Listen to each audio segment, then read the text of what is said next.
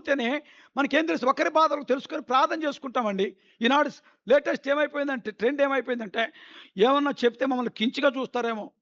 ఈనాడు సేవకులు కూడా చెప్పరు. కొన్ని కుటుంబాలు, కొన్ని సంఘాలు తిరుగుతూ ఉంటా. ఏం చెప్తారంటే, అంతా అయిపోయిన తర్వాత వాళ్ళు బాధలు పడి, కష్టాలు పడి, ఇబ్బందులు పడి అంతా అయిపోయిన తర్వాత వారు ఏదో లాస్ట్ స్టేజ్‌లో బ్రదర్ ప్రార్థన చేయండి బ్రదర్. ఎప్పుడు? మొదట చెప్తే ఏం పోతది? మొదట కలుసుకొని ప్రార్థన చేస్తే ఏం పోద్ది?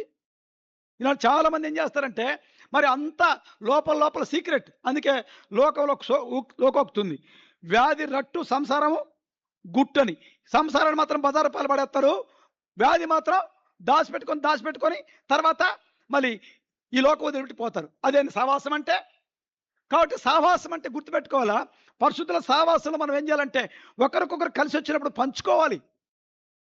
ప్రార్థన చేసినప్పుడు ఒకరొకరు భారంతో ప్రార్థన చేసుకుంటూ వస్తారు. ఒకరొకరు సహకరిస్తా వస్తారు.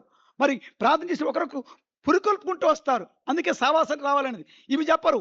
ఏం చేస్తారు? కుటుంబ సంగతి చెప్పు, లేకపోతే ఇతరుల సంగతి చెప్పు. ఏం చెప్తారంటే, ఓ అరుపుడే అరుపుడు. కేకలే కేకలు. పిల్లరా, దేవుని వాక్యం చెప్తా ఉంది. మన సహవాసం అయితే తండ్రితోనూ, ఆయన కుమారుడైన యేసుక్రీస్తు వారితోనూ, పరిశుద్ధాత్మతోనూ, పరిశుద్ధులతోనూ ఉండాలి. ఉండాలి. అప్పుడే మన క్షేమం. మనం ఎంతో దేవునికి సాక్షులుగా జీవిస్తా వస్తాం. దీంట్లో మనం ఎదుగుతా ఉన్నామా? లేకపోతే ఏదో వస్తా ఉన్నాం గుడికి, ఏదో రావాలి, ఆరాధన చేయాలి, బలలో పాలు పొందాలి, లాస్ట్ ఏదో ఒక వాక్యం చెప్తారు, వినేసి వెళ్ళిపోవాలి. ఎక్కడ లోకంలో జయం పొందుతావు? ఎక్కడ లోకంలో ఎలా మరి సైతాన్ని ఓడిస్తావు? ఎల్లకాలం మనం ఓడిపోతూనే ఉంటాం. సైతాన్ని ఓడించినట్లుగా, లోకంలో జయం పొందినట్లుగా పరిశుద్ధుల సహవాసంలో ఉంటూ బలం పొంది శత్రువును ఓడించాలి. అంటే శత్రువు ఓడించాలి సహోదరుడు కాదు, మన సహోదరి కాదు, లేకపోతే నీ అన్నదమ్ముడు ఎక్కజల్లు కాదు, లేకపోతే నీకు లేకపోతే ఎవరో అన్యాయం చేశారని వాళ్ళు కాదు. శత్రువు చేస్తుంది దాన్ని గురిపెట్టి కొట్టండి. అందుకే పరిశుద్ధుల సహవాసాలకు వచ్చినప్పుడు శత్రువును బంధిస్తాం.